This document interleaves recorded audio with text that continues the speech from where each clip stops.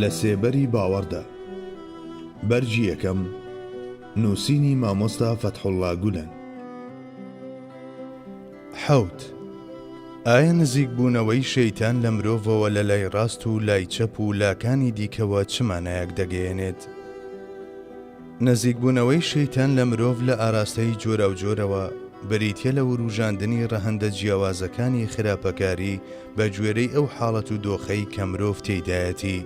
ئەم مرۆڤەی کە لەسەر ئاستی مەعنا و ناوەڕۆک فرە ڕەهەندە دەتوانێت بە پەرەپێدانی پێشخستنی ڕەهەندەکانی سەرەڕای جیسمانیەتەکەی ببێت بە شایانی بەهەشت، تەنانەت هەر لە دنیادا و لە سایەی ئەو جوتەباڵەی کە لەلایەن خوای گەورەوە پێی دەبەخشرێت و لە باڵی فریشتەکان دەچێت، دەتوانێت پەیوەندی لەگەڵ ڕۆحانیەکان ببەستێت و جنۆکەکان ببینێت و قسەیان لەگەڵ بکات و دیدار لەگەڵ مەلایکەتەکان ساز بکات و هەست بەو حەقیقەتانە بکات کە لە جیهانی غەیبەوە بەسەر ویژدانەکاندا هەڵدەکەن. لە بەرامبەر ئەمەدا هەندێک کانزاژ لە مرۆڤدا هەن کە دەکرێت شەیتان کاریان لەسەر بکات. هەر بۆیە هەموو هەوڵ و توانای خۆی لە دۆزینەوە و پەرەپێدانی ئەم کانزایەدا بەگەڕ دەخات و بە مەبەستی گومڕاکردنی ئادەمیزاد تەقەلا دەدات. بەڵێ، هەر یەک لە هەستەکانی وەک شەهوەت و تووڕەیی و توندوتیژی و عەقڵ و هەڵپە و عینادی و هاوشێوەکانیان کە بە ئامانجی چەندەها سوود و دانایی لە ماهیەتی مرۆڤدا دانراون، ئەگەر بە دینداری هاوسەنگ و دامەزراو نەکرێن، دەگونجێت دژی میکانیزمی ویژدان بەکار بخرێن و بکەری ئەم کارە شەیتانە.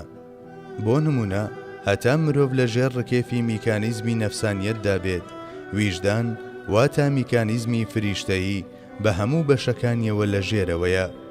کاتێکیش سیفەتە فریشتە ئاساکان دەکرێنەوە و گەشە دەکەن، نەفسانیەت دەچێتە ژێرباری فەرمانی ویژدانەوە. شەیتان هەمیشە میکانیزمی نەفس لە دژی ئەوەی کە مرۆڤ ناخی خۆی بدۆزێتەوە بەکاردەهێنێت.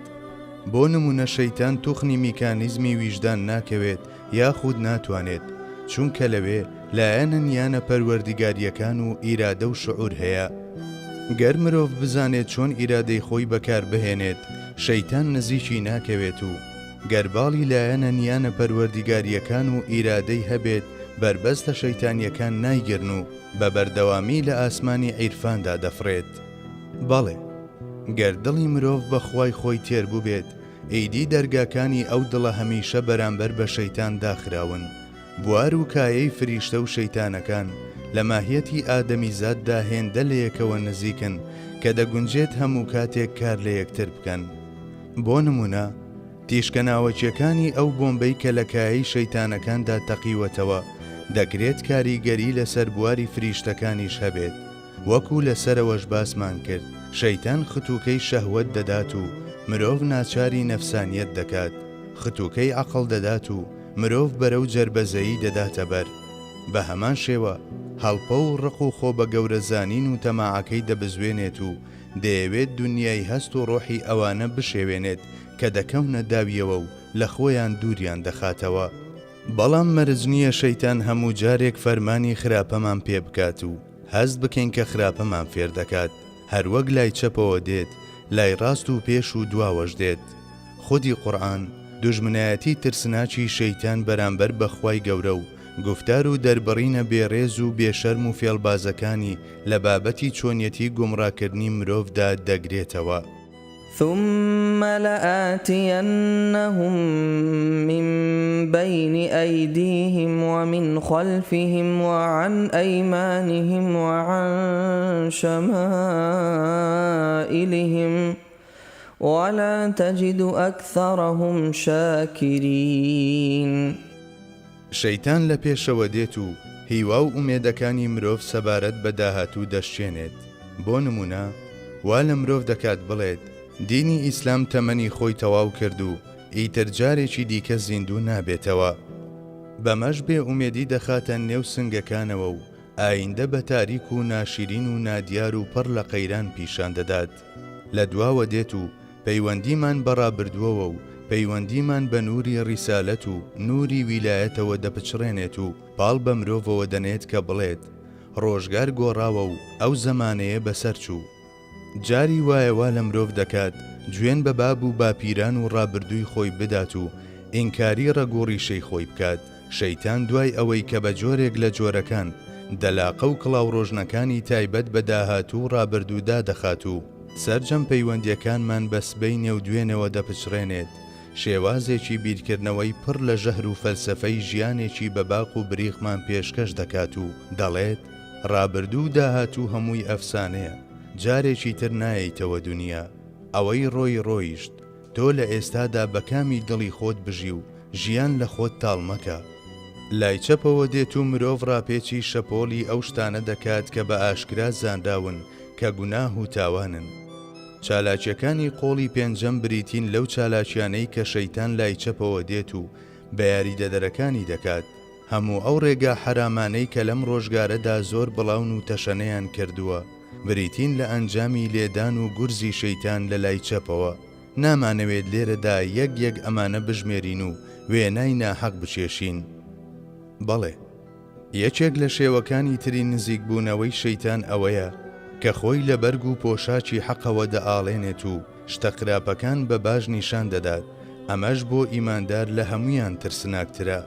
شەیتان لای ڕاستەوە بۆ ئەو ئیماندارانە دەکشێت کە دەرگایان بەڕووی گوناهەکاندا داخستووە و بە توندی وابەستەی عیبادەتەکانیان و پاڵیان پێوە دەنێت کە خۆیان لا پەسەند بێت و هەرچی سەرکەوتن و کارە خێر و باشەکانە بۆ نەفسی خۆیانی بجێڕنەوە و هەرچی دۆڕان و کارە خراپ و چەوتەکانیشە بخەنە ئەستۆی کەسانی تر. بەمەش تاڵترین دۆڕانیان پێدەچێژێت لە کاتێکدا کە زۆر نزیک بوون لە برنەوە. بەڵێ، ئەگەر ئیماندار شەو بۆ شەو نوێش هەستێت و پاشان بەیانی ئەمە بۆ یەکێکی دیکە باز بکات، مانای وایە گورزێکی کوشندەی شەیتانی بەرکەوتووە. ئەگەر ئامانجمان لە گفتار و کردارەکانمان بریتی بێت لە مەدح و ستایشکران لەلایەن خەڵکەوە و لە بری کار و خزمەت حەزمان لە سوپاس و پیا هەڵدران بێت و بە ستایشەکانی خەڵکی جۆش و خرۆش بمانگرێت، مانای وایە شەیتان لای ڕاستەوە لێمان دەدات. بەڵێ، ئەم جۆرە کەسانە ئەگەر تەنانەت لە تەوافی کەعبە و سەنگەری پێشی پێشەوەی جەنجیشدا بن، هەر بە دۆڕا و حسابن. عومەری کوڕی عەبدولعەزیز نامەیەکی زۆر جوان و ڕەوان بۆ کەسێک دەنووسێت، بەڵام کاتێک هەز دەکات کە گوزارشت و دەربڕینەکانی کەمێک سەرنجڕاکێش و ڕازاون لە ترسی ئەوەی نەوەک نەفسی لە خۆی بایی ببێت، نامەکە دەدڕێنێت.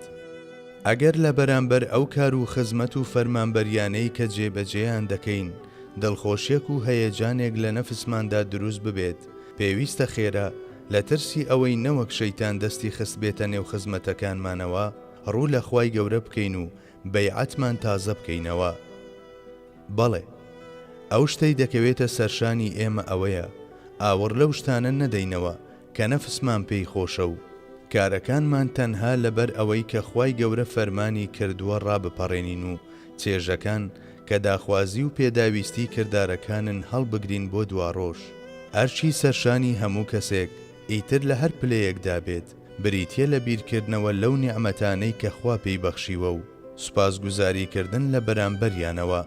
بەندە ئەرچی بەرپرسیارەتی و شوکرانە بژێری خۆی بەجێ دەهێنێت و خوای گەورەش وەکو داخوازی ڕەحمەتە فراوانەکەی و بە گوێرەی نیەت و ئیخلاسی بەندەکەی بە نیعمەتەکانی وەک بەهەشت و ژیانی هەتاهەتایی ڕەهەندێکی دیکە دەبەخشێت بە لوتفەکانی.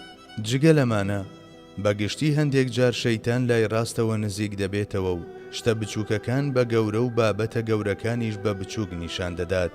لەوانەیە هەموو کاتێک ئەم جۆرەیان ببینین. بۆ نمونە، مسڵمانە و حاجیە و یەکێکە لە ئامادەبووە بەردەوامەکانی مزگەوت، خوا لەسەر عیبادەت بەردەوامی بکات، بەڵام لە ماڵەوە منداڵەکانی نوێژ ناکەن. دەبینین لە بەرامبەر حاڵەتێکی لەم جۆرەدا دڵی شەق نابات، کەچی دێت لە مزگەوتدا شەڕ لەسەر بابەتێکی هەندەکی و لاوەچی دەکات. جاری وایە بابەتێکی لەم جۆرە لە بیدعەتەکانە. نەوەکانمان لە کوچە و کۆڵانەکاندا دەربەدەر و پەرێشانن، تەنانەت لە ناو ئەمانەدا کوڕ و کچی ئەویشی تێدایە، کەچی ئەو لە بری ئەوەی بیر لەمانە بکاتەوە و خەم بخوات و پاشان بە دوای ڕێگەچارەدا بگەڕێت، دەچێت مشت و مڕ لەسەر بابەتە لاوەچیەکانی وەک چۆن دەبێت تەرم لە مزگەوتدا زۆر بمێنێتەوە، بۆچی تەسبیحات ناکەن دەکات. ئەم جۆرانە هەرگیز بۆنەکانی وەک حەوتە و چلە و شەوی 52 دوای مردوو لە دەستی خۆیان نادەن. ئەگەر شەوانی پێنجشەممە نیکاح تازە نەکەیتەوە و مەراسیمی ئیستیغفار نەجێڕیت دەدەنە بەرتۆ لە بەرزترین جێگای ماڵەکەیاندا هەمیشە قورئانێکی پیرۆز هەیە بەڵام هیچ یەکێک لە دانیشتوانی ئەو ماڵە هیچی لێ تێناگەن ئەمانە و حاڵەتەکانی هاوشێوەیان نەک هەرزلەی دەستە ڕاستی شەیتانن بەڵکو لێدانی کوشندەی ئەون